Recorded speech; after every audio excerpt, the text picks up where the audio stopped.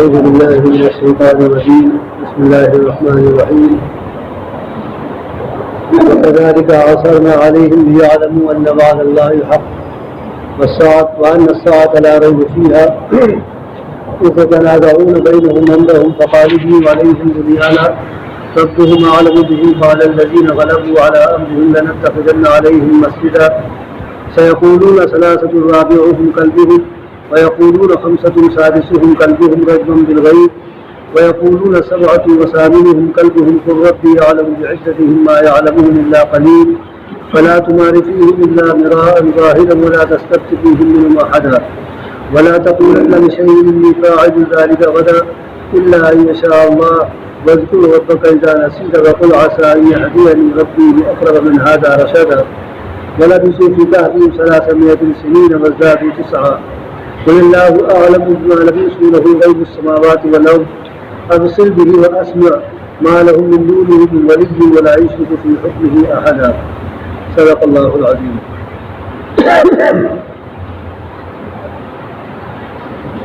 اصحاب کہف سے متعلق اللہ تعالیٰ کا بیان چل رہا ہے، جو کہ تفصیل بتائی جا رہی ہے۔ رسول اللہ صلی اللہ علیہ وسلم سے گویا نبوت کی تصدیق کے تعلق سے یہ بات پوچھی گئی تھی، یہ سوال کیا گیا تھا، اور یہ سوال دینے والے یہود تھے کہ نبی سے پوچھو، جو نبی ہونے کا دعویٰ کرتے ہیں ان سے یہ پوچھو کہ اصحاب کہف سے متعلق کیا معلومات ہے آپ کے پاس، وہ کون لوگ تھے اور کیا تھے۔ یہ چند نوجوان تھے جو اپنے ایمان کی بقا کے لیے اور اپنے ایمان کی حفاظت کے لیے اپنے محل کو چھوڑ کر چلے گئے تھے، اپنے خاندان کو، اپنے گھر والوں کو چھوڑ کر چلے گئے تھے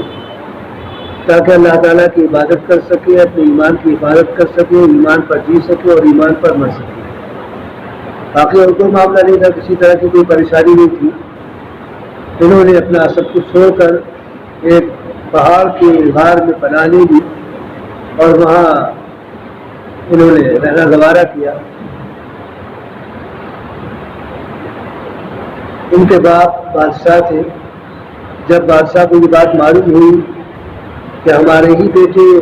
ہمارے دین سے پھر گئے ہیں، یعنی بت پرستی چھوڑ دی ہے، شرک چھوڑ دیا ہے، تو نوجوانوں کو بلایا گیا۔ باپ نے بلایا اور یہ کہا کہ اپنے باپ دادا کے دین کی طرف پلٹ آؤ۔ انہوں نے صاف انکار کر دیا کہ ایسا نہیں ہو سکتا ہے، ہم نے جس دین کو قبول کیا اس وقت عیسائی دین قابل نجات تھا، حضرت عیسیٰ علیہ السلام کا دین چل رہا تھا، اسی کو انہوں نے قبول کیا تھا۔ انہوں نے انکار کر دیا کہ ہم توحید کو چھوڑ نہیں سکتے ہیں، اللہ تعالیٰ کے دین کو چھوڑ نہیں سکتے ہیں۔ تو بادشاہ نے دھمکی دی تھی کہ اگر تم کو 3 دن کی مہلت دی جاتی ہے، اگر تم 3 دن میں باز نہیں آتے ہو تو تمہارا قتل کر دیا جائے گا۔ چنانچہ اس خوف سے کہ اگر ہم دین کو چھوڑ دیتے ہیں تو آخرت تباہ ہو جاتی ہے، اور دین پر قائم رہتے ہیں تو باپ کی طرف سے ظلم و زیادتی ہوگی، اور خدا جانے کہ اس آزمائش میں ہم پورے اتر پائے نہ اتر پائے، اس لیے بہتری اس میں ہے کہ ہم یہاں سے نکل جائیں۔ چنانچہ انہوں نے سب کچھ چھوڑ کر غار میں بنا دی اور وہاں رہنے لگے۔ انہوں نے کچھ کھانے پینے کا سامان اپنے ساتھ لے لیا تھا۔ اتفاق سے ان کے ساتھ ایک کتا بھی تھا، کیونکہ وہ شہزادے تھے، ہو سکتا ہے جانور کی حفاظت کے لیے انہوں نے رکھا ہو سکتا ہے اپنی محل کی حفاظت کے لیے رکھا ہو، یا اور کسی تعلق سے انہوں نے کتا پال رکھا ہو،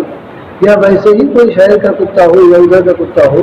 اور کبھی انہوں نے اس کو کچھ کھانے کو دے دیا ہو۔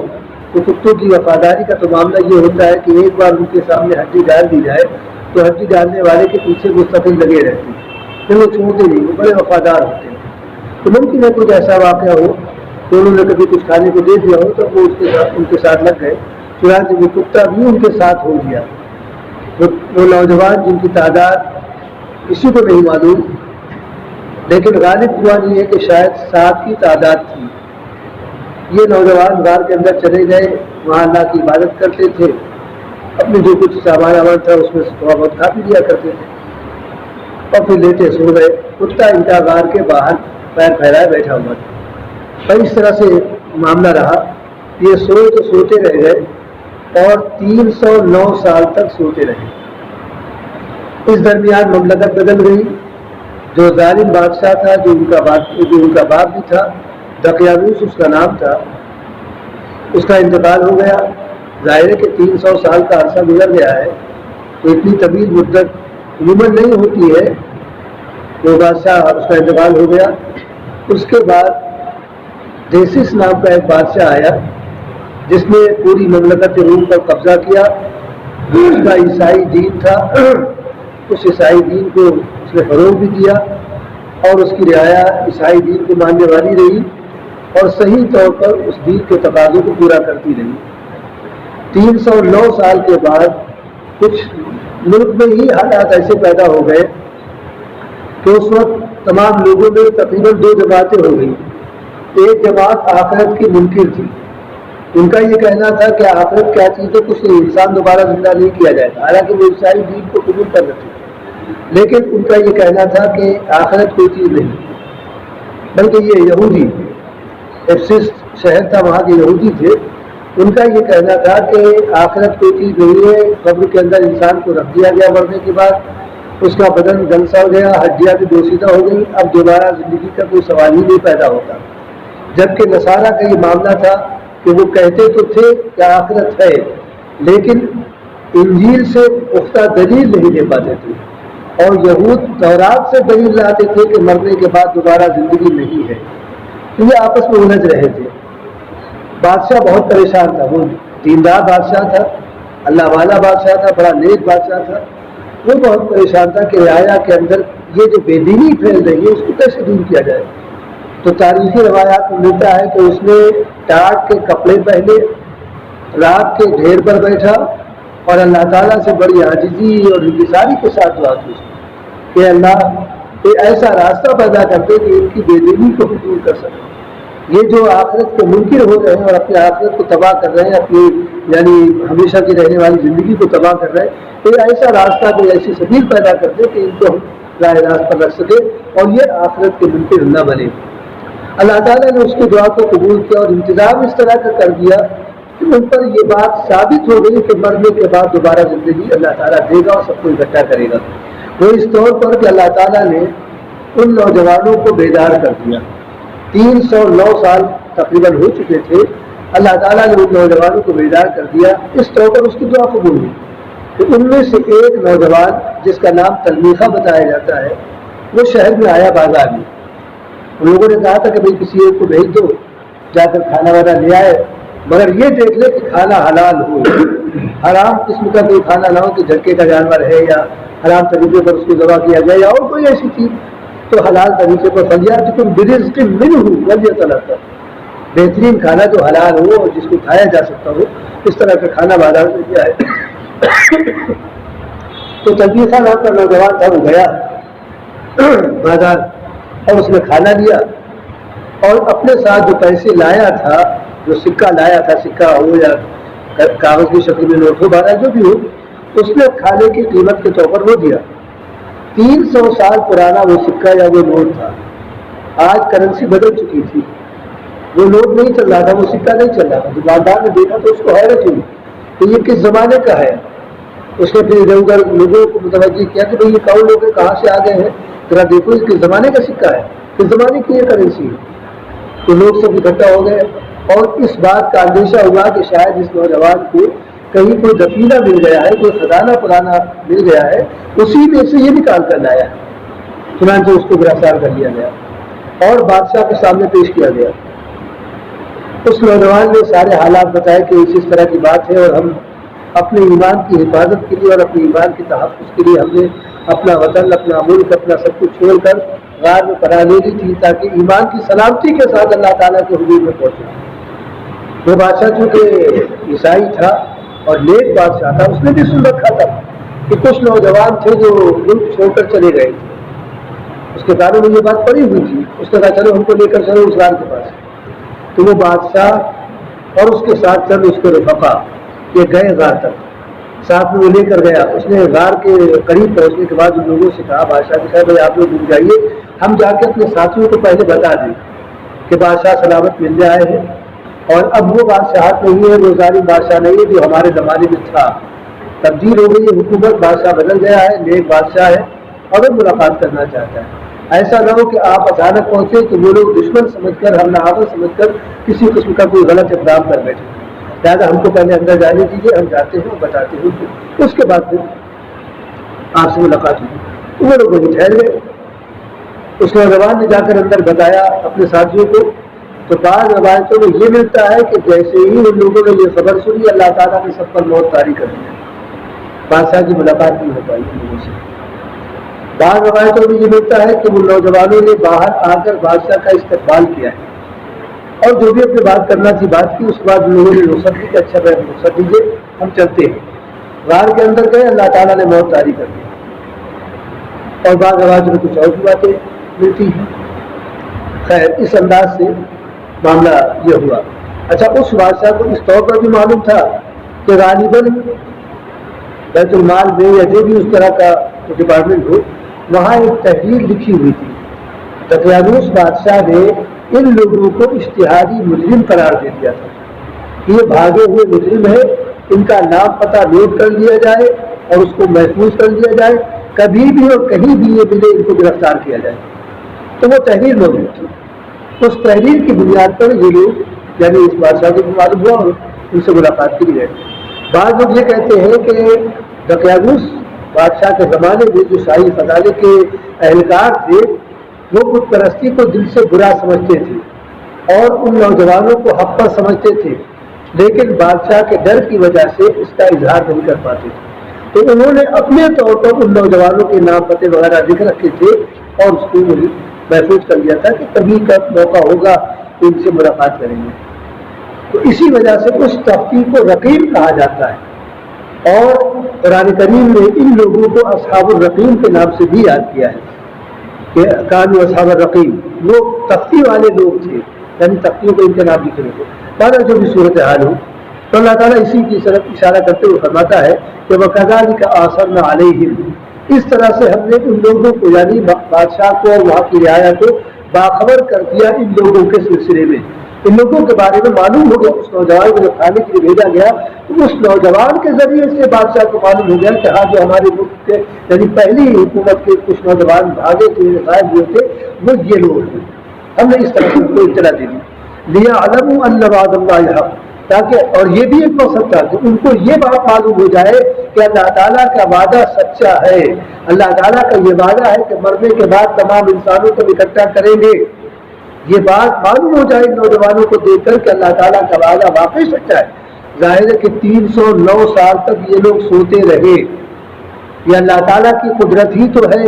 کہ ان کے جسموں کو کوئی نقصان نہیں پہنچا، ان کے کپڑوں کو کوئی نقصان نہیں پہنچا، ورنہ اس طرح سے زمین پر کوئی لیٹا رہے 300 سال تک، 309 سال تک، اور اس کے جسم کو کیڑے مکوڑے نقصان نہ پہنچا، اس کے جسم کو کھائے نہیں، اس کے کپڑوں میں خرابی نہ پیدا ہو، یہ ممکن ہی نہیں۔ حالات کا اثر پڑتا ہے، موسم کا اثر پڑتا ہے، جسم میں خرابی یقیناً پیدا ہو جاتی ہے، لیکن ان کے نہ جسم خراب ہوئے نہ ان کے کپڑے خراب ہوئے، کچھ نہیں، سب ویسے کے ویسے گئے۔ تو اس وجہ سے اللہ تعالیٰ نے یہ ثابت کر دیا اس طرح پر کہ دیکھو 300 سال تک یہ لوگ سوتے رہے، اور کس طرح سے ہم نے ان کو بغیر غذا کے، بغیر پانی کے، اور زندگی کے جو اسباب ہوتے زندگی کو باقی رکھنے کے، ان اسباب کے بغیر ہم نے ان کو کیسے زندہ بھی رکھا، یعنی سلامت رہے، اور 309 سال کے بعد ہم نے ان کو اٹھا دیا بالکل صحت مند، تر و تازہ، کسی قسم کی کوئی کمی کے اندر نہیں پیدا ہوئی۔ تو جب ہم اس بات پر قادر ہیں تو کیا اس بات پر قادر نہیں ہے کہ قبر سے تم سب کو نکال کر دوبارہ زندہ کر لیں؟ اس طرح سے اللہ تعالیٰ نے ان پر یہ بات ثابت کر دی، جس کو اللہ تعالیٰ نے فرمایا کہ لِيَعْلَمُوا أَنَّ وَعْدَ اللَّهِ حَقٌّ، تاکہ لوگوں کو یہ جو اختلاف کر رہے کہ مرنے کے بعد کوئی زندگی نہیں ہے، یہود یہ کہتے تھے اور اب تورات سے دلیل دیتے تھے، حالانکہ کون سی تورات ایسی تھی؟ ظاہر ہے کہ اپنی بنائی ہوئی تورات تھی، اللہ تعالیٰ کی بنائی ہوئی، اللہ تعالیٰ کی بھیجی ہوئی اتاری ہوئی تورات نہیں تھی، کیونکہ اللہ تعالیٰ کی تورات میں تو آخرت کا تذکرہ موجود تھا۔ موسیٰ علیہ السلام اور تمام پیغمبروں نے اپنی اپنی امتوں کو آخرت سے ڈرایا ہے، قیامت کے دن سے آگاہ کیا ہے، ان کو اس بات سے واقف کرایا ہے کہ اللہ تعالیٰ کے سامنے ہر انسان کو کھڑا ہونا ہے، اپنی زندگی کا حساب دینا ہے، اور اسی حساب کے اعتبار سے اللہ تعالیٰ جنت یا جہنم کا فیصلہ کرنے والا ہے۔ تو یہ کیسے مانا جا سکتا ہے کہ تورات میں یہ بات تھی کہ آخرت نہیں ہوگی یا اللہ تعالیٰ دوبارہ انسان کو زندہ نہیں کرے گا؟ یہ محرف تورات کی عبارت ہو سکتی ہے، اصل تورات کی عبارت نہیں ہو سکتی۔ لیکن بہرحال وہ دلیلیں دیتے تھے، اور ہوا اتفاق یہ کہ ادھر جو نصارہ کے علماء تھے وہ مضبوط دلیل نہیں دے پا رہے تھے، انجیل سے کمزور پہنچا رہے تھے۔ اس طرح سے یہودی غالب آ رہے تھے اور ان کو دیکھ کر کچھ لوگوں کا عقیدہ بہرحال متزلزل ہو رہا تھا آخرت سے متعلق۔ تو اللہ تعالیٰ نے اس طور اسباب پیدا کر دیے کہ ان کو آخرت کا یقین ہو جائے کہ جو 300 سال تک سوتا رہنے کے بعد اٹھا سکتا ہے وہ اس بات پر قادر ہے کہ صدیوں کے بعد وہ قبر سے نکال کر انسان کو زندہ کر کے اپنے سامنے کھڑا کر لے۔ وَأَنَّ السَّاعَةَ لَا رَيْبَ فِيهَا، اور اسی طرح سے یہ بات ان پر ثابت ہو جائے کہ قیامت کے عالم میں کسی قسم کا کوئی شک و شبہ نہیں، قیامت آ کر رہی ہے، اس کا وقت طے کیا جا چکا ہے، اللہ تعالیٰ کی طرف سے وقت مقرر کیا جا چکا ہے، اور وہ ٹھیک اپنے وقت مقررہ پر آ کر رہے گی۔ لا یجلیھا لوقتھا الا ہو، اس کو اس کے وقت پر اس کا پروردگار ظاہر کر کے رہے گا۔ اب یہ لوگ جو تھے جو بادشاہ کے ساتھ آئے تھے ملاقات کے لیے، یعنی اصحاب کہف سے ملاقات کے لیے، ان لوگوں نے جب یہ دیکھا کہ ان لوگوں نے جو روایتیں میں آپ کے سامنے بیان کی کہ بعض روایتوں میں یہ ملتا ہے کہ بادشاہ کے بارے میں جب ان لوگوں کو اطلاع دی گئی تو اللہ تعالیٰ نے ان پر بہت ساری کر دی، ملاقات نہیں ہو سکی، اور بعض روایتوں میں یہ ملتا ہے کہ وہ لوگ باہر آئے، بادشاہ کی تعظیم کی، استقبال کیا، کچھ بات چیت کی، کچھ بھی جو بھی بات کرنا تھی، پھر بادشاہ سے وہ سب کہ اچھا اجازت دیجیے ہم لوگ چلتے ہیں، اور اندر گئے اور لیٹے، اور اللہ تعالیٰ نے موت طاری کر دی۔ اب جب موت طاری ہو گئی تو یہ لوگ وہاں پر جب پہنچے کہ پھر ملاقات کرنے کے لیے یا دیکھنے کے لیے، تو دیکھا کہ سب کے سب ان کی روح پرواز کر چکی ہے۔ تو اب یہ آپس میں جھگڑا کرنے لگے، آپس میں جھگڑا کرنے لگے کہ بھائی یہ لوگ ایسے ہیں اور کسی کو اس کی اطلاع نہ ہونے پائے، کوئی یہاں تک پہنچنے نہ پائے، کوئی ان کے جسم کو نقصان نہ پہنچانے پائے۔ تو ایک طبقے نے یہ کہا کہ ابنوا علیہ بنیانا، یہاں پر ایک دیوار اٹھا دو، ایک عمارت بنا دو تاکہ کوئی دوبارہ یہاں پر آئے نہیں اور کسی طرح کا کوئی نقصان لوگوں کو نہ پہنچنے پائے، یہ لوگ سو رہے یا انتقال ہو چکا، ان کو ایسے ہی رہنے دو۔ اور کچھ لوگوں نے دوسری بات کہی، ربهم اعلم بهم، کچھ لوگوں نے ان کی تعداد کے متعلق بات کی، جیسا کہ آگے آ بھی رہا ہے، کسی نے کہا کہ 3 ہے اور چوتھا ان کا کتا ہے، کسی نے کہا کہ 4 ہے، 5واں ان کا کتا ہے، کسی نے کہا 7 ہے، 8واں ان کا کتا ہے۔ یہ الگ الگ طبقات ہیں، اور یہ کہنے والے نصارہ بھی تھے۔ نصارہ کا ایک طبقہ اس نے یہ کہا کہ یہ 3 ہے، چوتھا ان کا کتا ہے۔ یعقوبیہ ایک فرقہ تھا، اس نے کہا کہ نہیں 5 ہے، چھٹا ان کا کتا ہے۔ نصوریہ ایک طبقہ تھا، اس نے کہا کہ نہیں یہ 7 ہے، 8واں ان کا کتا ہے۔ اور یہ جو 7 وہ ہے اور 8واں ان کا کتا، بعض لوگوں نے اس کو مسلمانوں کی طرف منسوخ کیا کہ مسلمانوں نے یہ تعداد کری تھی، بہرحال، اور بعض لوگوں نے تو یہاں تک کہا کہ یہ تعداد اللہ تعالیٰ کی طرف سے بیان کی گئی۔ 3 اور 5 کے متعلق اللہ تعالیٰ نے کوئی وہ نہیں کیا، لیکن 7 کے متعلق اللہ تعالیٰ کا کلام ہے کہ یہ 7 تھے تعداد میں اور 8واں ان کا کتا تھا۔ لیکن آگے آ رہا ہے یہاں پر کہ ربهم اعلم بهم، یہ جو تعداد میں اختلاف ہو رہا ہے، کوئی 3 کہتا ہے، کوئی 5 کہتا ہے، کوئی 7 کہتا ہے، اس تعداد کے متعلق اللہ تعالیٰ فرماتا ہے ربهم اعلم بهم، ان کی حقیقی تعداد کیا ہے یہ اللہ تعالیٰ جانتا ہے، کیوں بلا وجہ کہ اس میں کہتے ہو تو گنتی کی کیا تھی؟ اصل مقصد گنتی سے نہیں ہے، اصل مقصد ان کی زندگی سے یا ان کے اس کیفیت سے سبق لینے کا ہے کہ تم سبق حاصل کرو، اس سے تم کو کیا پیغام ملتا ہے، یہ اصلی چیز ہے۔ ان کی گنتی کا کوئی 3 ہو یا 30 ہو، تمہیں اس سے کیا فرق ہوگا۔ قال الذين غلبوا على امرهم، لیکن جو لوگ اپنے معاملات میں غالب تھے، یعنی جو وہ کہتے تھے وہی ہوتا تھا، گویا صاحب اقتدار تھے اور یا حکومت میں ان کا اثر و رسوخ تھا، اور بادشاہ ان کی بات گویا ماننے پر مجبور ہو جاتا تھا، ان کا یہ کہنا تھا کہ لنتخذن علیہم مسجدا،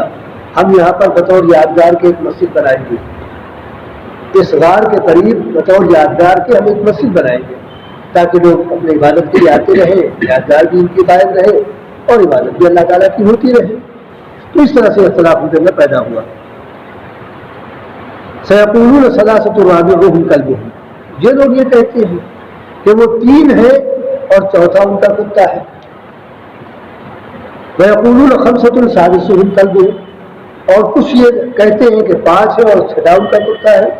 رجمم بالغیب، یہ سب اٹکل کی باتیں کر رہے ہیں. رجمم بالغیب،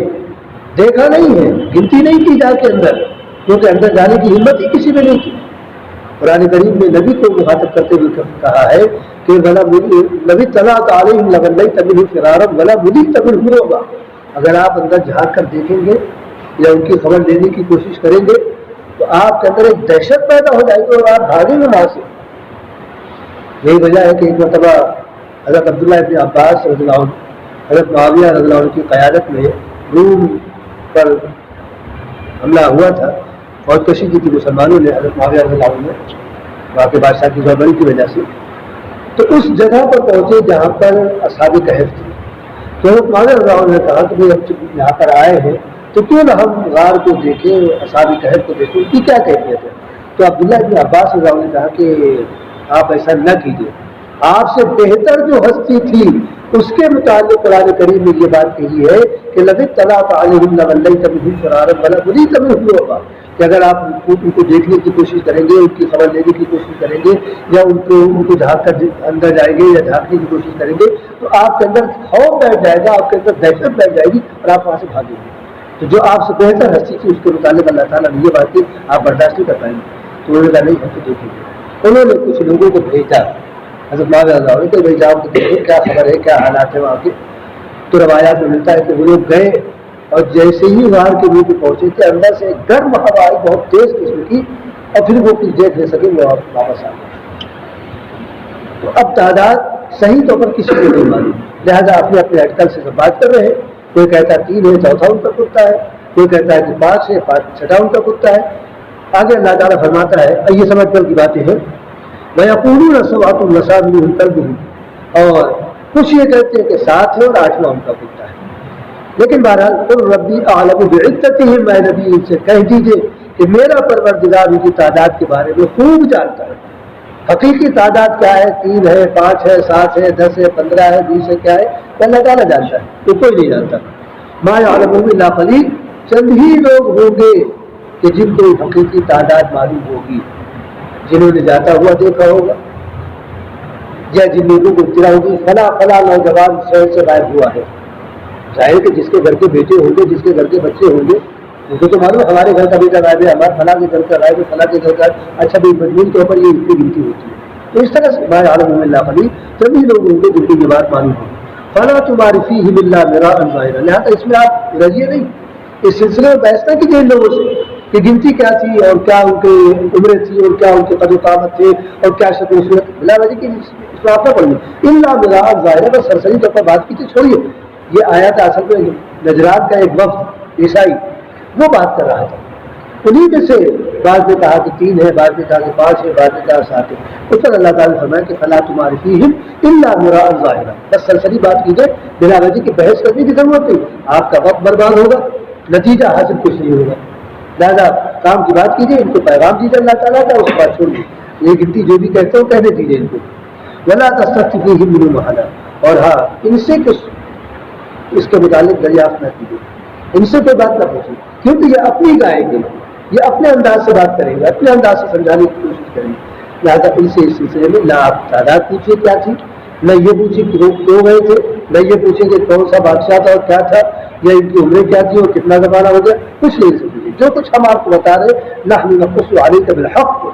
ہم آپ کو حق کے ساتھ بتا رہے ہیں، سچی بات ہم بتا رہے ہیں آپ کو، کیونکہ ہمیں معلوم ہے، ہماری نگرانی میں سب کچھ ہو رہا ہے. ہم دیکھ رہے تھے کہ وہ کتنے نوجوان تھے، وہ کس طرح سے مجمع سے الگ ہوئے اور کس طرح سے ان کے دل میں توحید آئی اور کس طرح سے انہوں نے اپنی توحید کی حفاظت کے لیے پلان بنایا اور پھر وہاں سے وہ چل دیے. یہ ہم جانتے ہیں. لہٰذا ہم آپ کو جو قصہ بیان کر رہے ہیں آپ کے سامنے وہ بالکل سچا اور برحق قصہ ہے، بس اسی پر اتفاق کیجیے. اس سے زیادہ کی معلومات حاصل کرنے کی نہ تو دین کے تعلق سے کوئی ضرورت ہے نہ آخرت کے تعلق سے کوئی ضرورت ہے. یہ آیات اللہ تعالیٰ نے اپنے نبی پر نازل کی اور اس میں جہاں ان نوجوانوں کا تذکرہ کیا کہ ان کو ایمان کا سرمایہ بڑا عزیز تھا اور اس کے لیے انہوں نے اپنی بادشاہت کو، اپنے یعنی ماہر کو ٹھکرا دیا اپنے ملک کو، اپنے گھر بار کو ٹھکرا دیا، اپنے خاندان اور اپنے گھر بار کو ملنے جلنے والوں کو ٹھکرا دیا، صرف اس لیے کہ اگر توحید کے ساتھ اللہ تعالیٰ کے پاس پہنچیں گے تو ہماری آخرت بہتر ہوگی، اور توحید کے بغیر اگر پہنچتے ہیں تو آخرت ہماری تباہ ہو جائے گی۔ یہ چیز ہے، اس سے سبق لینے کی ضرورت ہے کہ ہم اپنی توحید کی کتنی فکر کر رہے ہیں، اپنے ایمان کی ہم کتنی فکر کر رہے ہیں، یا اپنے نسلوں کی ایمان کی کتنی فکر کر رہے ہیں۔ ہماری آدمی تو کٹ گئی، تھوڑی بہت رہ گئی، لیکن ہم نے اپنی نسلوں کے بارے میں سوچا ہے، اپنے بچوں کے بارے میں سوچا ہے کہ یہ بھی ہماری طرح سے یا یہ بھی ہم سے بہتر مسلمان اللہ تعالیٰ کے پاس پہنچ پائے۔ حالات بڑے نازک ہو رہے ہیں اس وقت، پوری دنیا کے حالات نازک اور خاص طور سے ہمارے ملک کے حالات بڑے نازک ہیں۔ ایمان اس کو سلب کرنے کے لیے قدم قدم پر جال بچھائے جا رہے ہیں، کسی طرح سے ایمان سلب کر لیا جائے۔ آپ کا نام عبداللہ ہے، ہمیں کوئی شکایت نہیں، کوئی ہمیں اس سے تعلق نہیں۔ آپ کا نام عبدالرحمان ہے، ٹھیک ہے، اچھا ہے، آپ رکھیے، لیکن عبداللہ بن کے نہ رہیے، عبدالرحمان بن کے نہ رہیے، آپ سربھرے قسم کے ہو جائیں گے۔ یہ ہے تو ہم تو اپنی زندگی گزارا ہے، آپ اپنی زندگی گزارا ہے، کچھ اور باقی نہیں، وہ بھی کر جائیں گے، لیکن ہمیں فکر کرنا چاہیے اپنے بچوں کی، اپنی نسلوں کی، کہ یہ ایمان کی حالت پر باقی رہے اور ایمان کے ساتھ دنیا سے رخصت ہو، تاکہ اللہ تعالیٰ کے حضور میں جب پہنچے تو ہم کو بھی خوشی ہو کہ ہمارے بچے مسلمان کی حیثیت سے پہنچے ہیں، اور ان کو بھی اس بات پر خوشی ہو کہ اللہ تعالیٰ نے آخرت میں کامیابی عطا کی ہے۔ تو یہ سبق لینے کی چیز ہے۔ اور اسی طرح سے یہ کہ انہوں نے سب کچھ ٹھکرا دیا، دنیا کی تمام لذتیں ٹھکرا دی، صرف آخرت کی۔ یہ بڑی عقل مندی کا کام ہے، اور یہ وہی بات ہے جس کو نبی نے فرمایا القیس من دان النفس وعمل لما بعد الموت۔ عقلمند ہے وہ انسان جو اپنی زندگی کا محاسبہ کرتا رہے اور مرنے کے بعد جو زندگی آ رہی ہے اس کے لیے عمل کا ذخیرہ کرے۔ آج عمل کا ذخیرہ کریں گے تب اس کا بھرپور طریقے میں فائدہ ہوگا، اور آج عمل کا ذخیرہ نہیں کر سکے تو کل زندگی کے سوا وہ چیز ہاتھ لگنے والی ہوگی۔ والعاجز من اتبع نفسه هواها وتمنى على الله الاماني، اور بے وقوف ہے وہ انسان جو اپنی زندگی کو خواہشات کے صدر پہ ڈال دے اور اللہ تعالیٰ سے امیدیں رکھے، غفار اور رحمان اور غفور اور رحیم کی، تو اس کی امیدیں اس کو بد نہیں آئیں گی اور امیدوں سے کوئی فائدہ نہیں ہوگا۔ لہٰذا ہمیں عقل مندی کا ثبوت دینا چاہیے اپنے متعلق بھی کہ ہم آخرت کی تیاری کریں، اپنی موت کو یاد رکھیں، اور موت کی تیاری کرنے موت آنے سے پہلے اپنے بچوں اور اپنی نسلوں کی فکر کریں کہ ان کو ایمان پر کس طرح سے واقع رکھا جائے۔ یہ صرف فکر کرنے کی بات نہیں، یہ ذمہ داری کی بات ہے، یہ اللہ تعالیٰ کی طرف سے دی ہوئی ذمہ داری ہے۔ یا ایھا الذین آمنوا قوا انفسکم واہلیکم نارا، ایمان والو اپنے آپ کو بھی جہنم کی آگ سے بچاؤ اور اپنے اہل و عیال اپنے بیوی بچوں کو بھی جہنم کی آگ سے بچاؤ، یہ ذمہ داری ہے۔ لہٰذا اس ذمہ داری کو اگر نہیں پورا کرتے ہیں آج تو کل اللہ تعالیٰ اس کے متعلق بھی پوچھے گا۔ ٹھیک ہے، تم نے نماز پڑھ لی، تمہارے بچے نے نماز پڑھی تھی، تمہاری بیوی نے نماز پڑھی تھی، تمہاری بیٹی نے نماز پڑھی تھی، تم کہاں سے کیا کر رہے ہیں؟ تو اس ذمہ داری کو ہم کس طرح سے جواب اس کا دیں گے، اس کے لیے ابھی موقع ہے سوچ لینے کا، سمجھ لینے کا۔ آنکھ بند ہو گئی تو پھر سوچنے سمجھنے کا کوئی موقع نہیں ہے، پھر تو اللہ تعالیٰ کے سامنے کھڑے ہو کر اپنی بے بسی کا اظہار اور اپنی کوتاہیوں کا اظہار، اس کے علاوہ کوئی راستہ نہیں۔ اللہ تعالیٰ تمام مسلمانوں کو اپنی ہدایات پر عمل کرنے کی توفیق